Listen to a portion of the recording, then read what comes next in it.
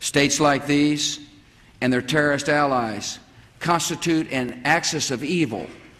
The United States of America will not permit the world's most dangerous regimes to threaten us. Saddam عروج زوال کی کہانی کی پچھلی قسط میں ہم نے آپ کو بتایا کہ ایک یتیم اور عام سا لڑکا کس چالاکی سے حکومت پر قبضہ کرنے میں کامیاب ہو گیا، کس چالاکی سے اس نے اپنے دشمنوں کا صرف ایک میٹنگ میں صفایا کر دیا، اور ایران عراق جنگ کی دلچسپ صورتحال کیا تھی۔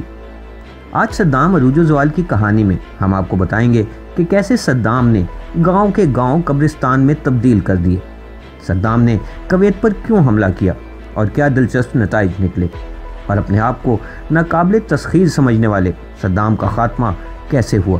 تو دیکھتے رہیے ہمارا چینل نامعلوم سے معلوم تک۔ صدام عروج زوال کی کہانی کی قسط نمبر 3۔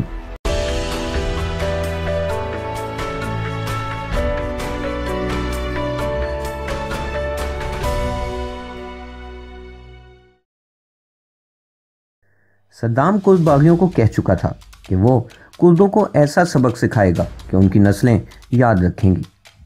16 مارچ سن 1988 کو کرد رہائشی شہر حلابجہ کے آسمان پر ایک عجیب قسم کا دھوئیں کا بادل بلند ہوا۔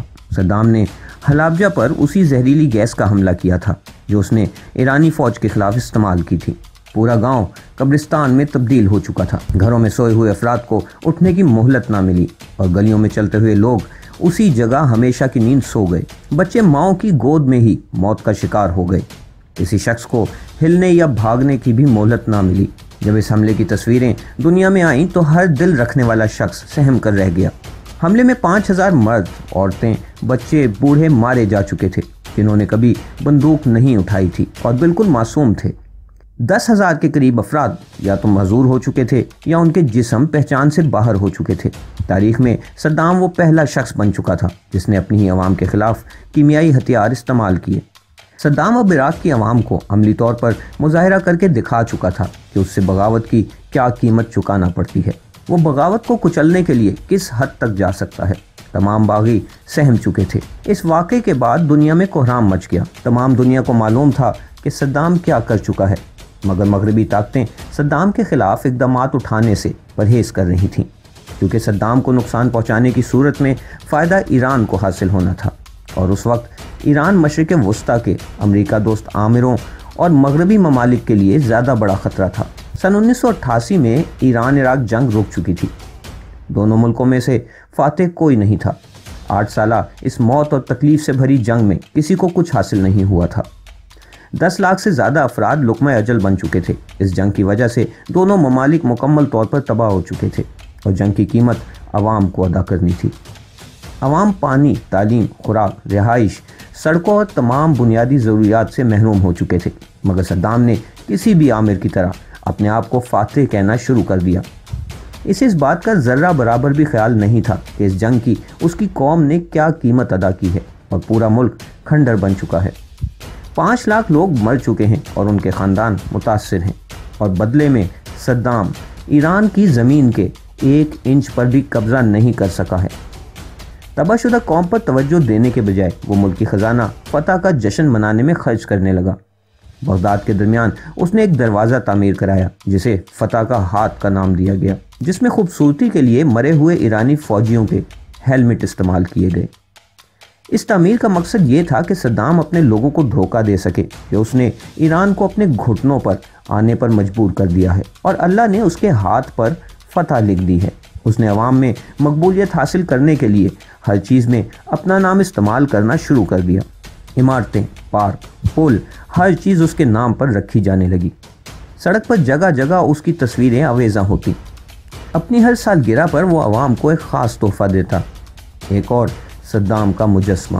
اس زمانے میں عراقی عوام میں مشہور تھا کہ عراق کی آبادی 3 کروڑ ہے، 1.5 کروڑ عوام اور 1.5 کروڑ صدام کی تصویریں اور مجسمے۔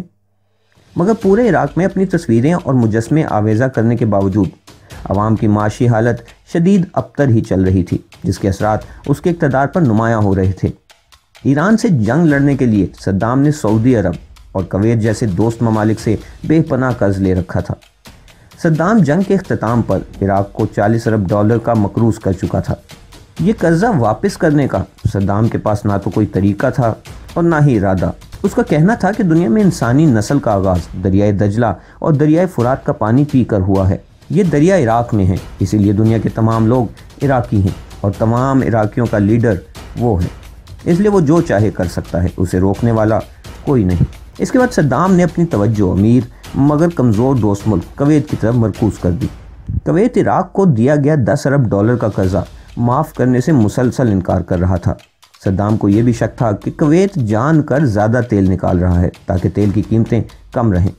کم قیمت کا نقصان مقروض عراق کو ہو رہا تھا۔ اسے کویت پر غصہ آ رہا تھا اور صدام غصے میں کچھ بھی کر سکتا تھا۔ صدام کے پاس مشرق وسطیٰ کی سب سے بڑی فوج تھی۔ اس فوج کے ہوتے ہوئے کویت کی جانب سے قرضہ معاف نہ کرنے کا جواب صدام کے ذہن میں پہلے سے موجود تھا۔ 2 اگست سن 1990 کو صدام نے 1 لاکھ سے زیادہ فوج کویت میں داخل کر دی۔ چند گھنٹوں میں ہی صدام پورے کویت پر قبضہ کر چکا تھا اور کویتی بادشاہ اپنی عوام کو چھوڑ کر بھاگ نکلا تھا۔ مگر ایران پر حملے کی غلطی کے بعد کویت پر حملہ صدام کی دوسری بڑی غلطی تھی۔ مغربی طاقتیں ایران سے ناراض تھیں، اس لیے نہ تو ایران کا کوئی دوست تھا اور نہ ہی کوئی اس کی مدد کو آیا۔ مگر کویت کے دوست دنیا میں موجود تھے۔ کویت کے دوست ممالک فوری طور پر کویت کی مدد کو پہنچنے لگے، یہاں تک کہ شام اور مصر جیسے مسلم ممالک اور امریکہ اور روس جیسے دشمن بھی صدام کے خلاف اکٹھے ہو چکے تھے۔ آج تک ہٹلر کے خلاف بھی اتنے ممالک اکٹھے نہیں ہوئے تھے جتنے صدام کے خلاف ہو چکے تھے۔ ماہرین کے مطابق صدام میں ایک خاص عادت پائی جاتی تھی اور یہی اس کی سب سے بڑی کمزوری تھی۔ وہ اپنے مطلب کے آگے بڑے سے بڑے خطرے کو سمجھنے اور محسوس کرنے کے قابل نہیں تھا۔ صدام کا خیال تھا کہ وہ اس کے خلاف لڑنے والے تمام ملکوں کو ہرا دے گا۔ وہ فخر سے بتایا کرتا تھا کہ ایران کے خلاف جنگ میں صرف ایک محاذ پر اس کے 10,000 فوجی مرے، مگر پھر بھی اس نے جنگ جاری رکھی۔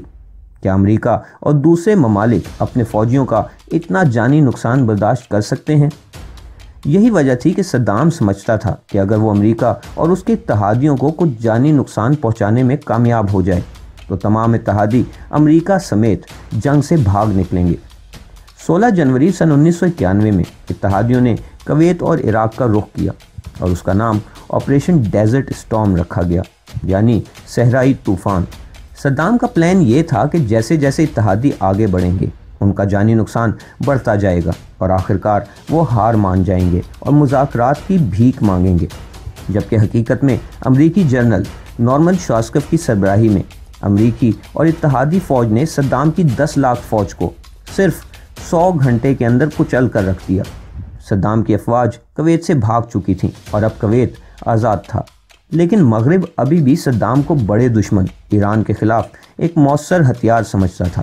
اس لیے مغربی طاقتوں نے صدام کو ابھی بھی اقتدار میں ہی رہنے دیا اور کویت کو آزاد کرا کر کوئی مزید قدم صدام کے خلاف نہیں اٹھایا۔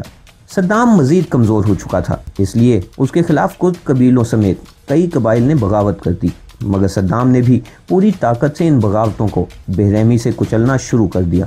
ایک اندازے کے مطابق سن 1991 میں صدام نے کم سے کم 60,000 نوجوانوں کو قتل کرایا۔ اگر اسے تھوڑا سا بھی شک ہوتا کہ کوئی نوجوان باغیوں کا ساتھی ہے تو اس کی منزل موت تھی۔ کردوں کے خلاف صدام دوبارہ کیمیائی ہتھیار استعمال کرنے لگا، جس نے حلابجہ میں ہونے والے حملے کی یاد تازہ کر دی۔ صرف 2 ماہ میں 20 لاکھ کرد اپنا گھر بار چھوڑ کر ہجرت کر کے محفوظ مقام پر جانے پر مجبور ہو گئے۔ صدام کہا کرتا تھا کہ امریکہ نے عراقی فوج پر صرف کویت میں حملہ کیا اور عراق کی سرزمین پر قدم نہیں رکھا کیونکہ امریکہ اس کی طاقت سے خوفزدہ تھا۔ صدام کی رائے میں وہ یہ جنگ بھی جیت چکا تھا اور امریکہ کے خلاف جنگ میں فتح کا جشن منا رہا تھا۔ اس نے فتح کے جشن میں اس جنگ کو خاص نام دیا۔ وہ خاص نام تھا ام المعارک، یعنی تمام جنگوں کی ماں۔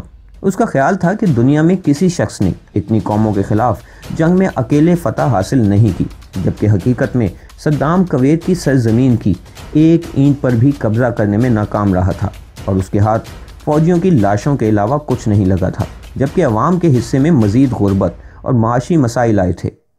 اس جنگ میں فتح کی خوشی میں صدام نے ایک مسجد بھی تعمیر کرائی جس کا نام جنگوں کی ماں کی مسجد رکھا گیا۔ اس مسجد کے 4 مینار ہیں جن کا ڈیزائن عراقی اسکڈ میزائل کی طرح کا ہے اور مسجد کے سامنے لا لکھا گیا ہے، یعنی نہیں، جو امریکہ کو بتا رہا ہے کہ تم صدام کو شکست نہیں دے سکتے۔ مسجد میں ایک بڑا قرآن بھی رکھا گیا ہے جس کے بارے میں مشہور ہے کہ یہ قرآن صدام نے اپنے خون سے لکھوایا تھا۔ البتہ یہ آج تک چیک نہیں کیا گیا کہ یہ صدام کا اپنا خون ہے بھی یا نہیں۔ اگر یہ سچ ہے تو صدام نے پورا قرآن لکھنے کے لیے اپنا بہت سا خون کاتب کے حوالے کیا ہوگا۔ اب تک صدام اپنے آپ کو ناقابل تسخیر سمجھنے لگا تھا۔ اس کے دل میں امریکہ اور اتحادیوں سمیت ایران، سعودی عرب اور بہت سے اور مسلم ممالک کے خلاف نفرت پیدا ہو چکی تھی۔ صدام کے اپنے ہی قوم پر کیمیائی حملوں کے بعد عالمی برادری کو شک ہو چلا تھا کہ صدام ایسے ہی مزید ہتھیار تیار کر رہا ہے۔ عالمی ادارے اس بات کو چیک کرنا چاہتے تھے کہ کہیں صدام کے پاس ایسے مزید ہتھیار تو نہیں، مگر صدام کسی بھی ملک سے تعاون کو تیار نہیں تھا، جس کی وجہ سے عراق پر یونائٹڈ نیشنز کی جانب سے مزید پابندیاں لگانے کا سلسلہ شروع ہو گیا۔ ان پابندیوں کی وجہ سے اگلے 10 سال تک عوام کی حالت بد سے بدتر ہوتی چلی گئی، مگر صدام اپنے کہے پر اڑا رہا۔ یونیسیف کے مطابق عراق میں صرف 1 سال میں 1 لاکھ بچے غذائی قلت یا علاج کی سہولت نہ ہونے کے باعث مرنا شروع ہو گئے تھے۔ مگر پھر امریکہ پر 9/11 کے حملے نے دنیا میں سب کچھ تبدیل کرنا شروع کر دیا۔ امریکہ میں یہ سب سے بڑا دہشت گرد حملہ تھا اور اس کا بدلہ لینے کے لیے امریکہ ہر اس شخص اور ملک کو ختم کر دینے کو تیار تھا جو اسے نقصان پہنچانے کا ارادہ بھی رکھتا ہو۔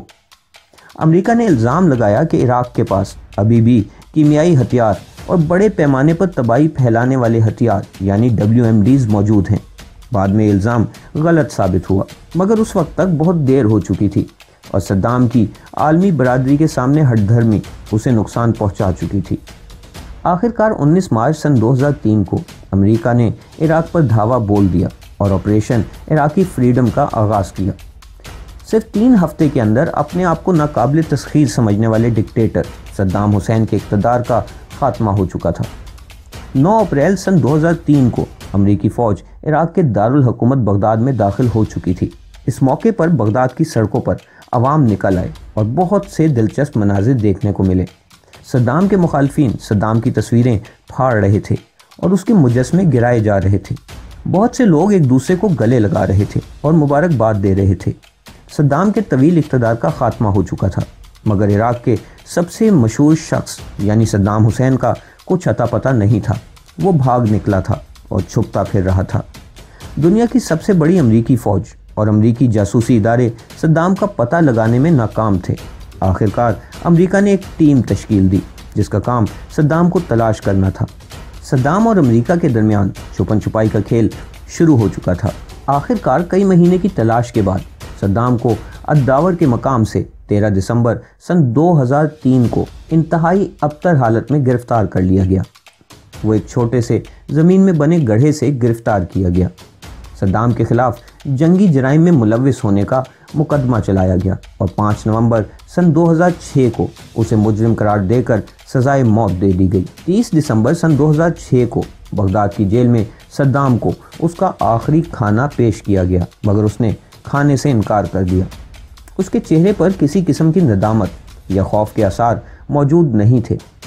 جب اس کو پھانسی کے لیے لے جایا جا رہا تھا تو وہ گارڈز کو صرف یہ کہہ رہا تھا کہ میں عراق کا صدر ہوں، تمہیں میرے ساتھ اس سلوک کی قیمت چکانا پڑے گی۔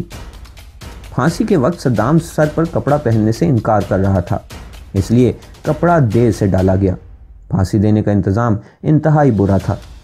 ارد گرد کھڑے افراد صدام کو برا بھلا کہہ رہے تھے اور گالیاں دے رہے تھے۔ آخرکار جلاد نے لیور کھینچا اور معمولی لڑکے سے دنیا کے طاقتور ترین ڈکٹیٹر بننے والے، اپنی ہی عوام پر کیمیائی ہتھیار استعمال کرنے والے، اپنے فوجیوں کو جنگ کی آگ میں جھونک دینے والے صدام حسین کا خاتمہ ہو گیا۔ تو یہ تو تھی کہانی صدام حسین کی۔ اگر آپ ایسی ہی دوسری شخصیات کے بارے میں جاننا چاہتے ہیں تو ہمارا چینل نامعلوم سے معلوم تک سبسکرائب ضرور کریں۔ ویڈیو پسند آئی ہو تو ویڈیو کو لائک کریں اور کمنٹ بھی ضرور کریں۔ یہ بھی بتائیں کہ آپ کس شخصیت کے بارے میں جاننا چاہتے ہیں، انشاءاللہ اس پر بھی ہم ویڈیو ضرور بنائیں گے۔